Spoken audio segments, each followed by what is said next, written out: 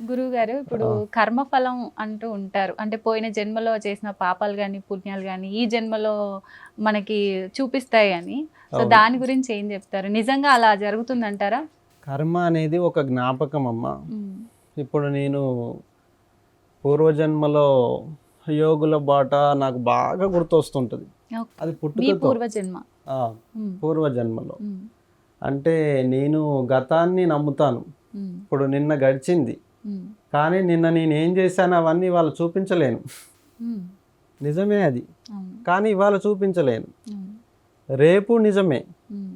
కానీ ఇవాళ ఆలోచించగలుగుతాం గానీ రేపును కూడా ఇవాళ చూపించలేము. హ్మ్. అయితే యథార్థం అనేది 3 విభాగాలు హ్మ్.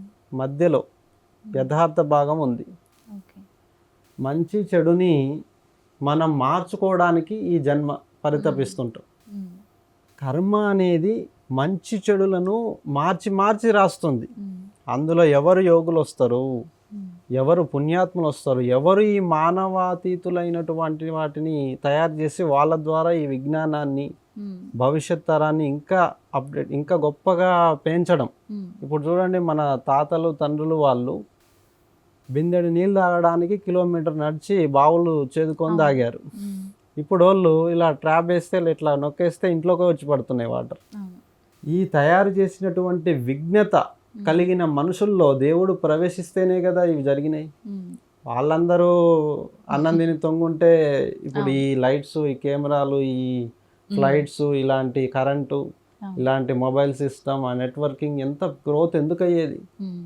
ఇందులో మహానుభావులు గొప్పవాళ్ళు హ్మ్. మానవాతీతంగా ప్రయత్నం చేసి హ్మ్. ఆ లక్ష్య అందరికీ సులువుగా మారేటువంటి ప్రక్రియని తోడ్పాటు చేశారు. ఓకే. కర్మ హ్మ్. మంచి చెడులను కలుపుకొని తిప్పుతూ ఉంటుంది. మనకి ఈ జన్మలో గూడా ఫలితం ఈ ఉంటుందంటారు. ఉంటుంది. ఆ గత జ్ఞాపకాలు భవిష్యత్తులో కూడా వస్తాయి. ఈ యథార్థమైన వర్తమాన కాలంలో కూడా వస్తాయి. వాళ్ళు చేసిన పుణ్యం కానీ, వాళ్ళు చేసిన పాపం కానీ. ఓకే.